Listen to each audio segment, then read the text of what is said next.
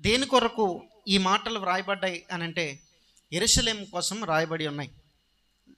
సియోను అని వ్రాయబడి ఉంది. సియోను అని దేన్ని పిలిచారు అని అంటే యెరూషలేము ప్రాంతాన్ని. యెరూషలేములో జయాన్ అనేది ఒక చిన్న సిటీ.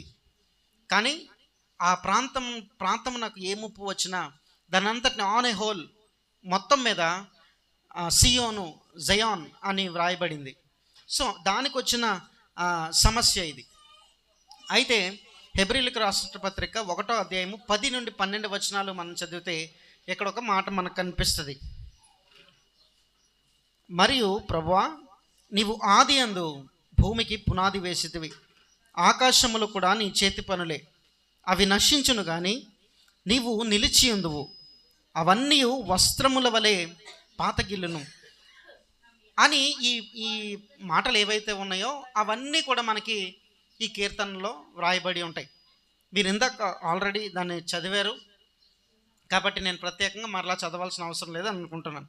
అయితే ఇక్కడ 1 నుండి 11 వచనాలు మనం చూసినట్లయితే ఇక్కడ కొన్ని క్లిష్టమైన రోజులు మనం చూస్తాం. దేవుని కోపాగ్ని ఉన్నప్పుడు మనుషులు ఏ విధంగా విలపిస్తారో, ఏ విధంగా పోరాడతారో అనే విషయాలు మనం ఈ వచనాల్లో మనం చూస్తాం. 3 నుండి 7 వచనాలు ప్రత్యేకంగా ప్రతి వచనంలో కూడా మొదటి లైన్ మాత్రం చదువుదాం ఒకసారి. 3 నుండి 7 వచనాలు. పొగ ఎగిరిపోనట్లుగా నా దినములు తరిగిపోచున్నది. తర్వాత 4వ వచనంలో మొదటి లైన్, ఎండ దెబ్బకు వాడిన గడ్డి వలె నా హృదయము వాడిపోయి ఉన్నది. 5వ వచనంలో, నా మూలుగుల శబ్దము వలన నా ఎముకలు నా దేహమునకు అంటుకుని పోయినవి. అలాగే 6వ వచనం, నేను అడవిలోని గూడబాతును పోలి ఉన్నాను. 7వ వచనం, రాత్రి మెలుకుగా నుండి ఇంటి మీద ఒంటిగానున్న పిచ్చుక వలె ఉన్నాను. ఇవన్నీ చదివేటప్పటికి మాణిక్యం గారు చదివారు, ఎంతో ఆవేదన. ఎందుకు అని అంటే నా లైఫ్లో ఇలాగే కదా జరుగుతుంది.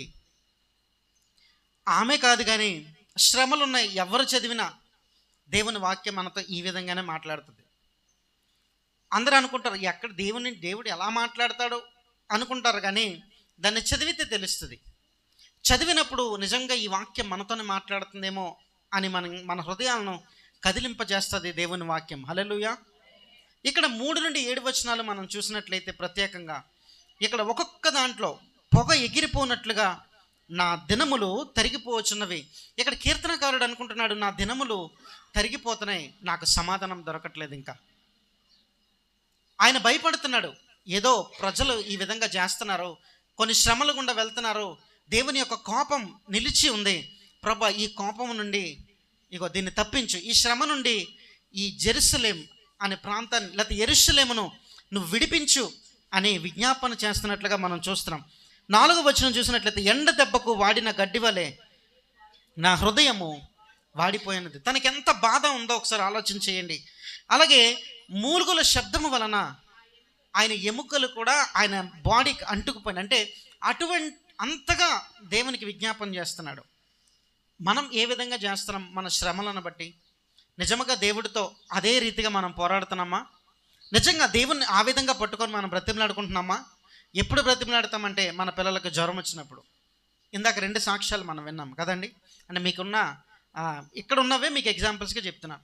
2 సాక్ష్యాలు మనం విన్నాం. ఏ విధంగా నేను కన్నీటి ప్రార్థన చేశాను, కన్నీటి ప్రార్థన చేసినప్పుడు దేవుడు స్వస్థతను అనుగ్రహించాడు, లేకపోతే విడుదలను అనుగ్రహించాడు అని సాక్ష్యములో మనం విన్నాం. అలాగే ప్రతి విషయంలో కూడా మనం దేవుణ్ణి అదే రీతిగా మనం పట్టుకొని పోరాడగలిగితే మన జీవితంలో ప్రతి విషయంలో కూడా జయమును పొందే అవకాశం ఉంటుంది కదా. కానీ మనం అన్ని విషయాలు అలా ఉన్నాం. సమస్యలు క్రిటికల్గా ఉన్నప్పుడు మాత్రమే మనం ఆ విధంగా ఉంటాం.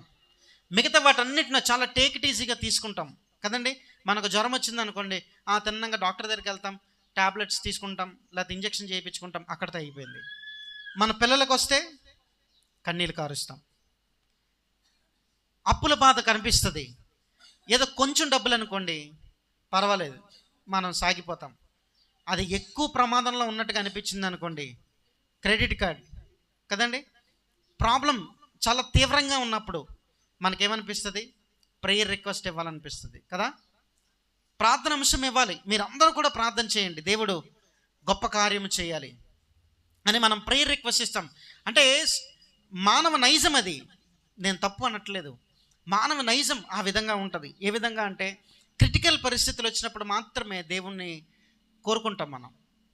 మన పరిస్థితులు సాఫీగా వెళ్ళిపోతున్నప్పుడు దేవుణ్ణి ఏమాత్రం కూడా మనం పట్టించుకోము. ఆ విధంగా ఉండకూడదు అని దేవుని లేఖనం మనకి సెలవిస్తూ ఉంది. హల్లెలూయా. ఇక్కడ శత్రువుల చేత కూడా ఈయన ఎంతో వేదన అనుభవిస్తున్నాడు. 8 నుండి 11 వచనాలు షార్ట్గా, ఇది కూడా మొదటి లైన్స్ చదువుదామా.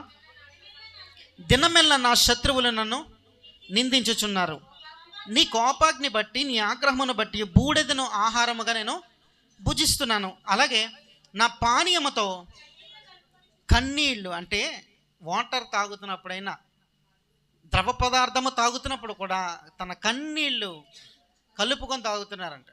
అంటే ఇంకా ఏడుపు అనేది ఆగట్లే తన జీవితంలో. శ్రమలు ఆ విధంగా ఉన్నాయి. తనకి ఉన్న శ్రమల కంటే ఇదిగో ఆ ప్రాంతము మీద ప్రభా నువ్వు దాని నుండి తప్పించు అని ప్రార్థన చేయడమే ఎక్కువ ఉంది. మన జీవితాల్లో చేసుకునే ప్రార్థన కంటే మనం ఇతరుల కోసం ఎప్పుడైనా ఎక్కువగా చేస్తామా? చెయ్యం. మన కోసమే మనం చేసుకోం కదండి, అవునా? ఒప్పుకుంటారా? మన కోసమే మనం సరిగ్గా ప్రార్థన చేసుకోం. ఇతరుల కోసం ఇంకెక్కడ మనం ప్రార్థన చేస్తాం? కానీ నిన్ను వల్లే నీ పొరుగు వారిని ప్రేమించమని బైబిల్ చెప్తుంది. నీ పొరుగు వారి కొరకు ప్రార్థించమని చెబుతుంది. ప్రేమను మనం కలిగి ఉండాలని బైబిల్ చెప్తుంది. ఇక్కడికి మనం 11 వచనాలు పూర్తి చేసుకున్నట్లయితే 11వ వచనం కూడా చదివి ముగిద్దాం. నా దినములు సాగిపోయిన నీడను పోలి ఉన్నవి, గడ్డి వలె నేను వాడి ఉన్నాను. మన జీవితం ఏ పాటదండి? ఆవిరి వంటిది, గడ్డి వంటిది. ఎండ గట్టిగా కాసిందనుకోండి, గడ్డి ఎండిపోద్ది, దేనికి పనికిరాదు కదండి. ఆవిరి ఏమవుతుంది? వంటలు చేసే మీ అందరికీ బాగా తెలుస్తుంది. ఆవిరి ఏమవుతుంటుంది? గాల్లో అలా కలిసిపోతూ ఉంటుంది. మన జీవితం కూడా అంతే. మన జీవితం ఏ పాటిది? మనకి ఏ టైంలో మనం ఉంటామో ఏ టైంలో ఉన్నామో మనకు తెలియదు. ఈ క్షణాన్ని మనం ఉన్నాం, కానీ నెక్స్ట్ నిమిషంలో మనం ఉంటామో లేదో మనకు తెలియదు. అటువంటి జీవితాలు మనం జీవిస్తూ ఉన్నాం. అయితే ఈ కీర్తనకారుడికి ఒక హోప్ అయితే ఉంది. ఆ హోప్ ఏంటి అని అంటే, ఆయన 13వ వచనం చదువుదాం ఒకసారి. నీవు లేచి సియోనును కరుణించదవు. దేని కొరకు ఆయన ప్రార్థన చేస్తున్నాడో, ఆయన ప్రార్థన అయితే చేస్తున్నాడు, కానీ ఆయనకు ఒక నిరీక్షణ ఉన్నది. ఏమిటి అని అంటే, నువ్వు లేచి సియోనును తప్పక కరుణిస్తావు. నీ ప్రజలను నువ్వు ఎప్పుడు కూడా విమోచించేవాడవై ఉన్నావు. ఖచ్చితంగా నీ బిడ్డలను నువ్వు శ్రమల పాలు చేయవు. ఆ విధమైన హోప్ తనకుంది కాబట్టి తను ఈ విధంగా మాట్లాడుతున్నాడు. 12వ వచనం చదువుదాం. యెహోవా, నీవు నిత్యము సింహాసనాసీనుడవు, నీ నామస్మరణ తరతరములు ఉండును. నువ్వు తరతరములు ఉండేవాడవు ప్రభువా. నువ్వు ఎప్పుడూ కూడా నిత్యము సింహాసనాసీనుడవై ఉంటావు. అయితే నువ్వు లేచి సియోనును కరుణించదవు, దాని మీద దయచూపుటకు కాలము వచ్చెను, నిర్ణయ కాలమే వచ్చెను అని వ్రాస్తూ, అయితే 19వ వచనంగా మనం వెళ్ళిపోదాం. మనుషులు సియోనులో యెహోవా నామఘనతను, యెరూషలేములో ఆయన స్తోత్రములు ప్రకటించున్నట్లు చెరసాలలో ఉన్న వారి మూల్గులను వినుటకును, చావునకును వధింపబడిన వారిని విడిపించుటకును ఆయన తన ఉన్నతమైన పరిశుద్ధాలయము నుండి వంగి చూచనని, ఆయన తన సింహాసనం మీద నుండి వంగి చూచి ఆకాశము నుండి భూమిని దృష్టించెను. ఎందుకొరకు అనంటే, ఆయన మన పట్ల ప్రేమ కలిగినవాడు. ఆయన సియోనును కాపాడువాడై ఉన్నాడు. తప్పక ఆయన సంరక్షించువాడై ఉన్నాడు. కాబట్టి ఆయన యొక్క గొప్పతనాన్ని, ఆయన ఔన్నత్యాన్ని ఇక్కడ కీర్తనకారుడు మనకు తెలియజేస్తూ ఉన్నాడు. ఆయన తన ఉన్నతమైన పరిశుద్ధాలయం నుండి వంగి చూచి, సింహాసనాసీనుడైన వాడు వంగాల్సిన అవసరం లేదు కదండి. కానీ మన దేవుడు ఆయన వంగి చూచి ఆకాశము నుండి భూమిని దృష్టించువాడై ఉన్నాడు. అటువంటి గొప్ప దేవుణ్ణి మనం కలిగి ఉన్నాం. హల్లెలూయా. ఇక్కడ మనం చూసినట్లయితే 24 నుండి 28వ అధ్యాయం వరకు కూడా ఆయన ఒక ప్రేయర్ వినిపింపజేస్తున్నాడు. ఎవరు? కీర్తనకారుడు ఒక ప్రార్థన చెప్తా ఉన్నాడు. అదొకసారి చదువుదాం మనం. నేను ఇలాగ మనవి చేసి తిని, నా దేవా నా దినముల మధ్యను నన్ను కొనిపోకము, నీ సంవత్సరములు తరతరములు. ఈ మాట ఎందుకు పలుకుతున్నాడంటే ఆయన ఆయన ఆరోగ్యం గురించి ఆయన చెప్తూ ఉన్నాడు కదండి. ఇదిగో నా ఎముకలు అంటికిపోయినాయి, నేను క్షీణించిపోయాను అని మాట్లాడుతూ ఆయన ఏమంటున్నాడంటే, నా దినముల మధ్యను నన్ను కొనిపోకము, నన్ను మధ్యలో తీసుకెళ్ళిపోవద్దు ప్రభువా. ఇగో నీ నీ సంవత్సరములు, ఇగో నీ సంవత్సరములు అయితే తరతరములు ఉంటున్నాయి, కానీ నన్ను మాత్రం మధ్యలో తీసుకెళ్ళిపోవద్దు. ఇగో నేను క్షీణించిపోయినాను. మీరు ఆ 23వ వచనంలో చూస్తే, నా బలము కృంగజేశాను, నా దినములు కొద్దిపరిచెను. ఆయనకు అనిపించేస్తుంది ఇక నా దినములు కొంచెమే అని అనిపిస్తుందేమో, కానీ ఆయన అంటున్నాడు, నన్ను ఎట్టి పరిస్థితిలో నా దినముల మధ్యను నన్ను కొనిపోవద్దు, నీ సంవత్సరములు తరతరములు ఉండును. ఇప్పుడు ఇక్కడ నుండి మనం చదివినట్లయితే ఏదైతే హెబ్రీ పత్రికలో చదివామో అదే మాటలు మరొకసారి మనకి ఇక్కడ వినిపింపజేస్తున్నాడు. ఆది యందు నీవు భూమికి పునాది వేసితివి, ఆకాశములు కూడా నీ చేతి పనులే, నీవే ఈ సర్వ సృష్టిని చేసావు ప్రభువా, వాటిని ఏలమని మనుషులుగా నువ్వు మమ్మల్ని నియమించావు. సో నీకు మరుగైనది ఏదీ లేదు, నీకు ఏమంటారు అంటే నువ్వు చేయనిది ఏమీ లేనే లేదు, నీకు సమస్తము సాధ్యమే, నువ్వు అన్నీ చేయగలవాడవు, ఇదిగో ఇది కూడా చెయ్యి అని ఆయన విజ్ఞాపన చేస్తూ కిందకి చదివాం 26వ వచనం.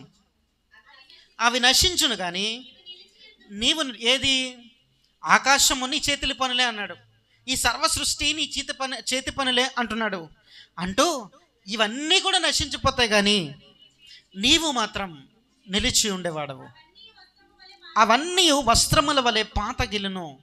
చాలండి, ఇక్కడ ఇవన్నీ కూడా పాతవైపోతాయి, అన్నీ కూడా నశించిపోతాయి, నీవు మాత్రమే నిలిచి ఉండవు, నీవు పరిశుద్ధుడవు, నీవు మాత్రమే నిలిచి ఉండవు. ఆ సింహాసనము మీద నుండి ఆ వంగి చూచి ఆయన మనల్ని దృష్టిస్తూ ఉన్నాడు. అటువంటి ప్రేమ మనం కలిగి ఉన్నాం. ప్రతి వారం తప్పకుండా దేవుడు మనతో మాట్లాడుతున్నాడు. ఆయన ప్రేమ గలవాడు, ఆయన ప్రేమ గలవాడు, నీపై నాపై తన ఎనలేని ప్రేమను చూపిస్తూ ఆయన ఏకరీతిగా నున్నవాడు. నీ సంవత్సరములకు అంతము లేదు, ఆయన ఆది ఉన్నాడు, ఆయన అంతమై ఉన్నాడు, ఆయన ఆల్ఫా ఒమేగా అయినాడు. ఆయనకంటూ ఎండింగ్ లేదండి, ఆయనకి స్టార్ట్ లేదు, ఎండ్ లేదు. కానీ మనం ఒక కొలమానం మనం తీసుకున్నట్లయితే ఈ ముందు ఆయనే ఉన్నాడు, వెనకన కూడా ఆయనే ఉన్నాడు. అటువంటి గొప్ప దేవుణ్ణి మనం కలిగి ఉన్నాం. హల్లెలూయా, హల్లెలూయా. ఇక్కడ ఆయనకు ఒక హోప్ ఉంది, ఏంటంటే రెస్టోర్ చేయగల దేవుడు ఈయన అని. మన జీవితంలో కూడా మనకు కూడా ఒక హోప్ ఉండాలి, ఒక నిరీక్షణ మనకు ఉండాలి. ఖచ్చితంగా నా శ్రమల నుండి దేవుడు నన్ను రెస్టోర్ చేయగలడు, నాకు విడుదలను దయచేయగలడు, నాకు విశ్రాంతి దయచేయగలడు అనే హోప్ నీకు నాకు ఉండాలి. ప్రార్థించే వారికి ప్రత్యేకంగా ఉండాలి. ప్రార్థన ఏదో దూపం వేసినట్లుగా దేవునికి ప్రార్థనే ప్రార్థనే ప్రార్థనే. చాలామంది ఉదయం లెగిస్తారు ప్రార్థన, మధ్యాహ్నం భోజనం అప్పుడు ప్రార్థన, మధ్యాహ్నం పడుకునేటప్పుడు ప్రార్థన, సాయంత్రం ప్రార్థన, ఫ్యామిలీ ప్రేయర్, మళ్ళీ నైట్ ప్రార్థన. ఎన్ని ప్రార్థనలు చేసి కూడా చేసిన ప్రార్థన యందు నిరీక్షణ లేకపోతే, దేవుడు కార్యము జరిగిస్తాడనే విశ్వాసం నీలో లేకుండా నువ్వు ఎంత ప్రార్థన చేసినా అది వృధా. మనకు కావలసింది తప్పకుండా దేవుడు దీన్ని జరిగిస్తాడు, ఆయన ఆమెన్ అనువాడు అని నీకు ఎప్పుడు అనిపించాలి తెలుసా? నువ్వు అడిగిన ప్రతి దానికి నువ్వు అయ్యా యేసు నామములో అడుగుచున్నాను తండ్రి, ఆమెన్ అనే ప్రతిసారి నీకు గుర్తు రావాలి, దీన్ని ఖచ్చితంగా దేవుడు జరిగిస్తాడు అని. అప్పుడు ఖచ్చితంగా దేవుడు నీ జీవితంలో గొప్ప కార్యములు చేయడానికి సంసిద్ధునిగా ఉన్నాడు. హల్లెలూయా, హల్లెలూయా. దేవుడు మన ప్రతి శోధన నుండి మనకు విడుదల కలుగజేయాలని, మన ప్రతి శ్రమ నుండి ఆయన మనల్ని విడిపించాలని ఆ నిరీక్షణ మనం కలిగిన వారమై దేవునిలో కొనసాగుదాం. దేవుడి మాటలు మనం వెనుకడిలో దీవించును గాక.